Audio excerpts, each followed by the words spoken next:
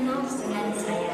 Nama saya yaitu Ibu Dwi Permawati. Saya mengampu materi mata pelajaran sosiologi. Kalian nanti jika masuk ke jurusan IPS otomatis akan ketemu dengan saya.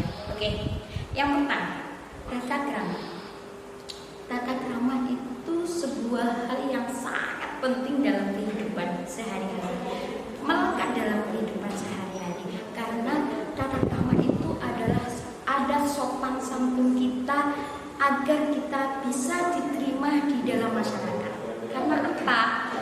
Kita manusia itu sebagai makhluk sosial, di mana manusia itu hidup bermasyarakat, bukan hidup sendiri. Kalau hidup masyarakat, pastinya kita harus bisa mengetahui, harus sadar, harus memahami, saling menghormati antara satu dengan yang lainnya. Oke.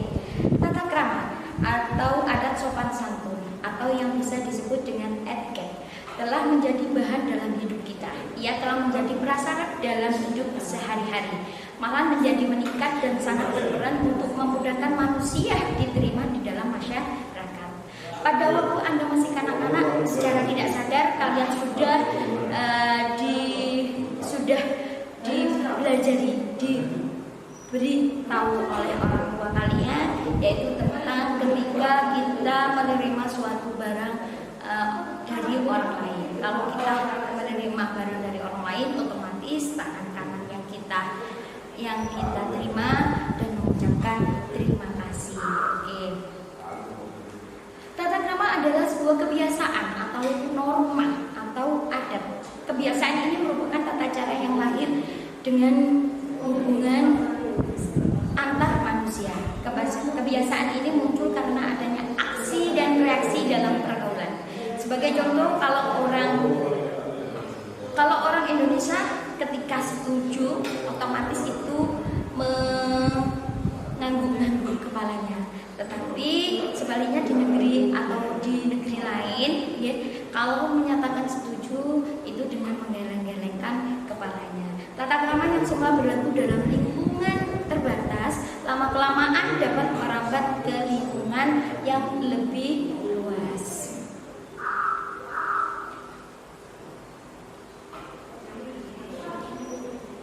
Tata krama adalah kebiasaan sopan santun yang disepakati dalam lingkungan pergaulan antar manusia setempat.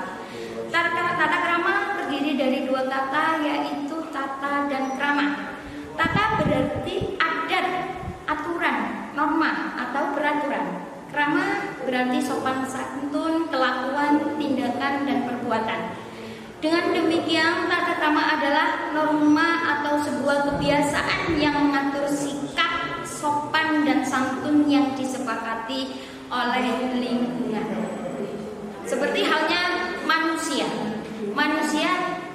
tipe durian dan manusia tipe kedondong. Kita jangan sampai menjadi manusia bertipe durian ataupun kedondong. Karena apa? Kalau manusia tipe durian, orang melihat durian itu kan dari luarnya kelihatannya kasar, kelihatannya tidak menarik, kelihatannya tidak mengundang simpati, tapi di dalamnya sangat-sangat manis, hatinya diliputi dengan sifat-sifat terpuji seperti rendah hati, tidak sombong, suka memaafkan, dan suka menolong. Begitu pula dengan manusia tipe kedondong. Kedondong kalau kita melihat dari luar kelihatannya menarik, mulus, penampilannya bagus, cantik, tapi di dalamnya kalau kita sudah merasakannya, di dalamnya itu rasanya sangat asam. Makanya jangan sampai kita menjadi tipe durian dan tipe kedondong. Nah, disinilah terletak betapa pentingnya sebuah tata krama. Orang yang mengenal dan menerapkannya akan melahirkan penampilan menarik seperti kulit kedondong. Jadilah kamu kulit kedondong, kalian kulit kedondong, hatinya seperti durian. Ya, kulit kedondong yang dilihat di depannya cantik, mulus, tampan, dan di dalamnya seperti dalam durian yang isinya manis, yang sangat dihormati, yang sangat rasa tanggung jawab, mempunyai rasa sifat-sifat terpuji seperti rendah hati, suka memaafkan, suka menolong dan menghargai orang. Oke. Tata krama memang dapat menentukan nasib seseorang. Faktor tata krama yang tidak ditaati terkadang dapat membawa malapetaka yang menyedihkan. Juga tidak dijadikan suatu kebiasaan dan sikap hidup. Ya. Tata krama memang dapat menentukan nasib dari seseorang. Orang melihat orang lain, menilai orang lain itu pasti yang pertama itu dilihat dengan tata kramanya. Jika kita melihat pertama orang itu pasti, oh anak ini bagus, oh anak ini sopan santun. Ketika berbicara, oh anak ini berbicaranya sangat bagus, sangat menghargai orang. Oke. Hendaknya Anda camkan prinsip ini. Tata krama berada di mana saja dan kapan saja. Anda tidak mungkin menghindarinya. Ia selalu menghimbau atau untuk melaksanakan. Oleh karena itu, terimalah kenyataan yang paling penting atau menerimanya dan mempelajari bila mana perlu, lalu sesuaikan Anda dengan tempat dan waktu. Pikirlah sejenak dan bertindak dengan cepat dan tepat. Fungsinya apa tata krama? Kita ada beberapa fungsi. Fungsinya yaitu dapat menjadikan diri kita lebih baik, lebih disegani, lebih dihormati, dan lebih disenangi oleh orang lain. Memudahkan hubungan baik dari sendiri dengan orang lain. Oke, macam-macam tata krama. Macam-macam tata krama itu ada beberapa, yaitu yang pertama tata krama dalam berbicara atau komunikasi. Yang kedua tata krama penampilan. Yang ketiga tata krama pergaulan. Yang keempat tata krama siswa. Yang kelima tata krama pada yang berbeda usia. Kita harus bisa membedakan bagaimana sikap kita terhadap orang yang lebih tua, terhadap orang yang lebih muda. Kita harus bisa menyesuaikan itu. Oke. Sekarang yang pergaulan atau komunikasi. Hubungan antara manusia atau komunikasi melahirkan suatu pergaulan. Dalam bergaul, faktor perhatian sangat menentukan. Pergaulan biasanya diawali dengan berkenalan. Kalau kita kenalan sama seseorang, otomatis yang pertama kita melihat komunikasi kita. Kita baik nggak? Ngomong kita baik tidak? Oke. 1. Komunikasi sebagai sifat alami manusia. Komunikasi dengan orang lain dalam pergaulan merupakan arena yang paling banyak menuntut diterapkannya tata krama. Oleh karena itu, ketika kita berkomunikasi sebelumnya di wilayah atau di sekolah, ketika kalian berkomunikasi sama ibu, bapak, guru, ya kalau tidak bisa bahasa Jawa, pakai bahasa Indonesia. Jangan sampai kalau kamu bahasa Jawanya tidak bisa tapi bahasa itu sangat tidak sopan. Lebih baik kalian pakai bahasa Indonesia. Ada beberapa faktor yang perlu diperhatikan untuk mengatasi masalah komunikasi. 1. Perlakuanlah orang lain sebagaimana Anda diperlakukan. Jadi kalian ketika memperlakukan orang lain, kalian juga itu harus memperlakukan mereka dengan baik agar kamu diperlakukan dengan baik. Yang kedua, setiap orang mempunyai perbedaan. Ketika pasti di dalam dunia ini tidak ada semua manusia itu sama. Otomatis itu mempunyai sebuah perbedaan. Perbedaan apapun, perbedaan karakter, perbedaan sifat. Kalau ada perbedaan kita harus saling menghormati. Jangan sampai kalian ada perbedaan tapi kalian tidak mau, nggak mau teman sama temannya. Tidak boleh seperti itu. Kita harus saling menghormati sama yang perbedaan tersebut. Ya, karena kita hidup di dunia ini, di dunia ini otomatis itu berbeda-beda. Yang ketiga, kenal dulu baru sayang. Jangan sayang dulu baru kenal.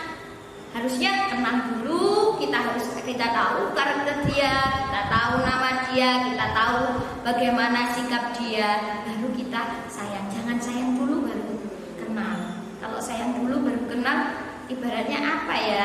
Kita sayang tapi tidak tahu dianya seperti apa.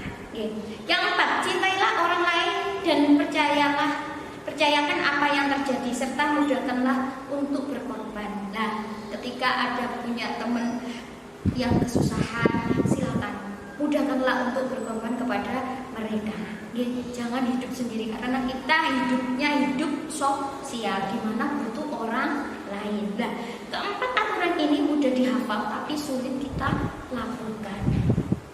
Tata krama berkenalan. Tata krama berkenalan dan bertamu cukup beragam antar suku dan wilayah atau bangsa. Para siswa seyogyanya mengetahui aturan-aturan umum tentang tata krama perkenalan yang disepakati oleh masyarakat di sekitarnya. Oke, sekarang tata krama bertamu, tata cara bertamu. Sekarang anak-anak kalau bertamu, ya biasanya anak-anak itu tidak menghiraukan waktu, beduk-beduk atau duhur-duhur, waktunya orang istirahat itu bertamu. Itu tidak sopan. Kalau pengen bertamu seperti itu, seharusnya kalian sudah mengkomunikasi atau SMS dulu, WA dulu, telepon dulu. Kalau memang dia tidak terganggu yang ditemui, monggo silakan kamu bertamu. Jangan tiba-tiba kalian pas waktu duhur, pas waktu istirahat, kalian sudah datang di situ. Kalian itu mengganggu orang lain yang beristirahat.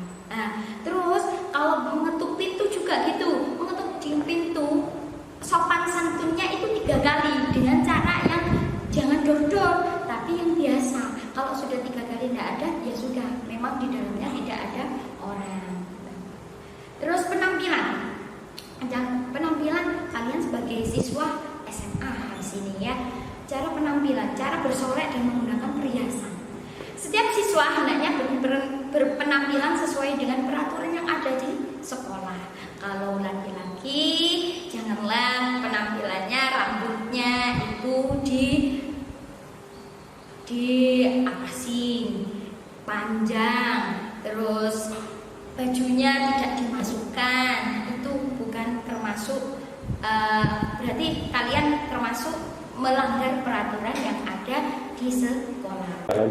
Dan untuk perempuan, cara bersolek itu apa sih? Bersolek itu merias wajah. Nah, ini kebanyakan anak-anak perempuan yang sekarang ketika belajar di sekolah itu menggunakan lipstik yang sangat menor, menggunakan eyeshadow, itu tidak baik karena kita itu di lingkungan sekolah. Sekolah mempunyai aturan.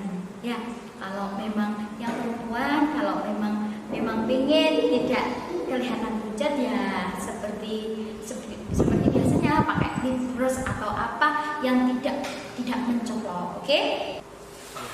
Nah, sekian mungkin ini dari saya. Terima kasih. Selamat melanjutkan aktivitasnya. Semoga yang saya sampaikan bermanfaat. Sampai ketemu